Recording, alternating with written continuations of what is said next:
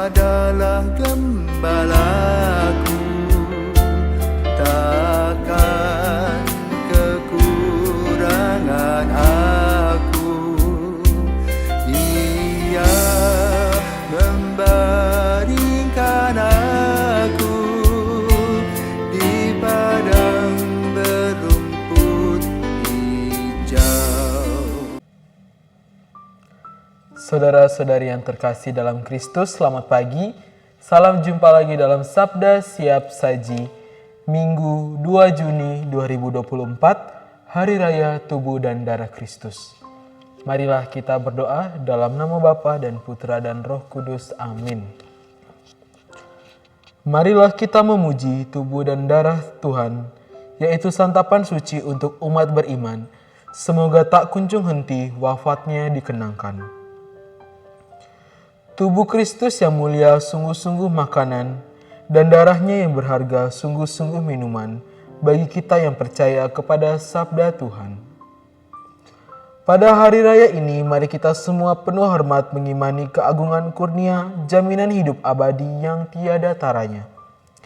Terpujilah Allah Bapa yang mengutus putranya untuk membebaskan kita dengan taat setia dan menghadiahkan rohnya yang tinggal pada kita. Amin. Inilah Injil Yesus Kristus menurut Markus. Dimuliakanlah Tuhan. Pada hari pertama dari hari raya roti tidak beragi, pada waktu orang menyembelih domba Paskah, murid-murid berkata kepada Yesus, "Ke tempat mana engkau menghendaki kami pergi untuk mempersiapkan perjamuan Paskah bagimu?" Lalu Yesus menyuruh 2 orang muridnya dengan pesan, "Pergilah ke kota, di sana kamu akan bertemu dengan seorang yang membawa kendi berisi air. Ikutilah dia dan katakanlah kepada pemilik rumah yang dimasukinya, 'Guru berpesan, di manakah ruangan yang disediakan bagiku untuk makan Paskah bersama dengan murid-muridku?' Lalu orang itu akan menunjukkan kepadamu sebuah ruangan yang besar, yang sudah lengkap dan tersedia. Disitulah kamu harus mempersiapkan perjamuan Paskah untuk kita." Maka berangkatlah kedua murid itu. Setibanya di kota, mereka dapati semua seperti yang dikatakan Yesus kepada mereka. Lalu mereka mempersiapkan Paskah. Ketika Yesus dan murid-muridnya sedang makan, Yesus mengambil roti itu, lalu memberikannya kepada para murid seraya berkata, "Ambillah, inilah tubuhku." Sesudah itu ia mengambil cawan, mengucap syukur, lalu memberikannya kepada para murid, dan mereka semua minum dari cawan itu. Dan Yesus berkata kepada mereka, "Inilah darahku, darah perjanjian yang ditumpahkan bagi banyak orang. Aku berkata kepadamu, sesungguhnya aku tidak lagi akan meminum hasil pokok anggur sampai pada hari aku meminumnya yang baru, yaitu dalam kerajaan Allah." Sesudah menyanyikan lagu pujian, pergilah mereka ke Bukit Zaitun. Demikianlah sabda Tuhan. Terpujilah Kristus. Baiklah saudara-saudari yang terkasih dalam Kristus, selamat pagi. Pada hari ini Gereja Katolik merayakan Hari Raya Tubuh dan Darah Kristus. Seperti yang kita ketahui bersama bahwa Hari Raya Tubuh dan Darah Kristus pada hari ini tuh sangat identik sekali dengan tradisi komuni pertama atau sambut baru.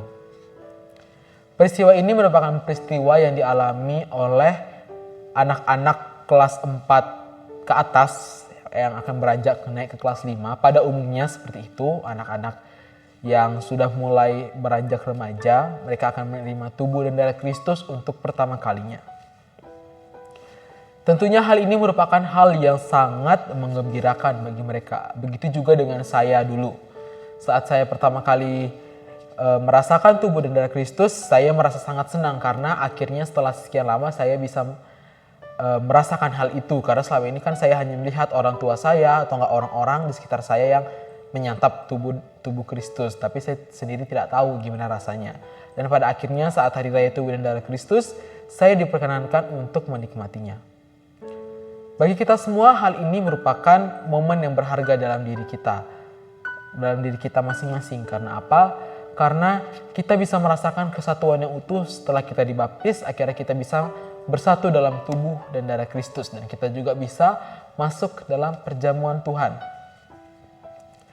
Tubuh Kristus dan darah Kristus yang masuk ke dalam diri kita diharapkannya itu bisa menjadi penolong kita dan penuntun arah gerak laku kita dalam melakukan kegiatan setiap harinya. Baik itu dengan relasi dengan masyarakat, dengan keluarga, ataupun dengan teman-teman di sekitar kita. Pentingnya untuk menyambut tubuh dan darah Kristus setiap hari Minggu itu juga sangat ditekankan untuk semua umat Katolik yang ada di seluruh dunia. Menyantap tubuh dan darah Kristus berarti kita bersama-sama mengenangkan kembali perjamuan Tuhan di malam terakhir. Kita juga menghormati bahwa Ekaristi itu sungguh merupakan misteri yang sangat agung dan mulia. Tidak semua orang di dunia ini bisa merasakan Ekaristi yang seperti kita rasakan sekarang. Contohnya di pelosok-pelosok, mereka sangat jarang untuk merasakan tubuh Kristus setiap hari Minggunya. Karena kenapa? Karena imam kurang dan juga petugas-petugas untuk membantu membagikan liturgi juga kurang, sehingga mereka mungkin bisa merasakan tubuh Kristus sebulan sekali. Sedangkan kita yang ada di kota, yang semua segalanya sudah difasilitasi dengan baik, justru sangat jarang menerima tubuh dan darah Kristus. Kita malah lari dari Tuhan. Jika kita ada perlu baru kita datang kepada Tuhan. Sebenarnya hal ini juga tidak baik. Dan ini merupakan contoh permenungan dan refleksi yang harus kita dalami secara bersama-sama. Tubuh dan darah Kristus merupakan hal yang sangat berharga bagi setiap umat Katolik karena itu merupakan bekal perjalanan hidup kita. Yesus dengan gagahnya dan dengan berani wafat di kayu salib untuk menebus kita umatnya. Mengorbankan tubuh dan darahnya untuk kita. Ini berarti merupakan bentuk cinta kasih Kristus. Berarti jika kita menyantap tubuh Kristus, kita bisa mengecap betapa baiknya Tuhan. Kita bisa mengecap betapa Tuhan itu sungguh baik bagi kita. Tuhan itu sangat baik bagi kita. Sehingga ia mampu merelakan tubuh dan darahnya di kayu salib. Dan sampai saat ini juga tubuh dan darahnya masih bisa kita nikmati dalam perjamuan suci atau perjamuan Ekaristi. Seperti yang sudah saya ucapkan tadi bahwa Ekaristi merupakan hal yang agung dan misteri. Bukan semata-mata misteri karena itu mistis, bukan seperti itu. Tapi misteri karena kita, kalau misalkan kita beriman dengan teguh, iman yang kuat, maka kita bisa benar-benar merasakan kehadiran tubuh dan darah Kristus itu sendiri. Dibandingkan kita hanya datang ke gereja lalu hanya sekedar mengikuti Ekaristi. Mungkin kita tidak akan merasakan apapun. Tapi jika kita menghayatinya sungguh-sungguh, jika kita menghayatinya dengan penuh rasa hikmat, maka kita bisa benar-benar merasakan bahwa yang kita makan itu adalah benar-benar tubuh Kristus dan yang kita minum adalah darah Kristus.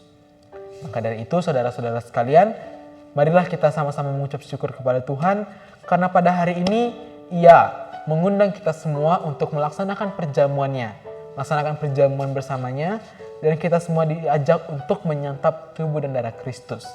Dan saya juga mengucapkan selamat untuk adik-adik sekalian yang hari ini bisa menyantap tubuh dan darah Kristus untuk pertama kalinya. Semoga dengan tubuh dan darah Kristus yang kalian santap bisa menjadi pedoman dalam hidup kalian, bisa menjadi pegangan dalam hidup kalian, dan kelak kalian juga bisa menjadi pelayan Kristus, dan kalian juga bisa menikmati kerajaan Kristus bersama-sama dengan semua orang. Sekian dan terima kasih.